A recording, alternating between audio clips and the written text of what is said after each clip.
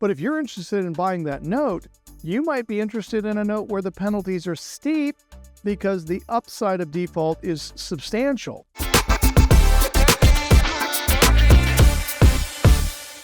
What I want you guys to get from this slide is simply this.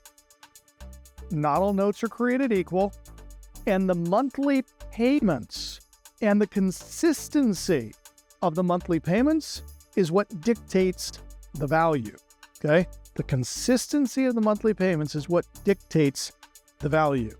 Now, the information that you will want to get, and by the way, guys, I'm going to go through this very quickly because for those of you that are going to be buying notes, I want you coming to me, checking in with my team. Is this a good note I should buy? What questions should I ask? But here are some of the things you need to be aware of, okay? Was there a down payment?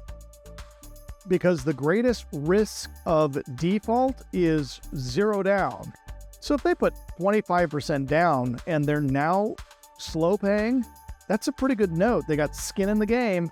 So down payment really increases the value of the paper. Secondly, what is the interest rate? Okay. Now, if this note was originated in 2021, the interest rate's probably 4%. And if you want to earn a 10% yield on your money, we're going to have to get a better discount. So interest rate, what was it originated at, is a question we want to know. Who is the borrower? What's their credit score? Are they living in the property? Is it owner occupied? Is it an investment property? Are they collecting rents from it? Who is the borrower? And then who's the lender? Who was the person issuing the money? Was it a private lender or was it a bank acting as a creditor? Fifth, what are the terms of the mortgage? Okay, terms. Was it a 30-year note, a 20-year note?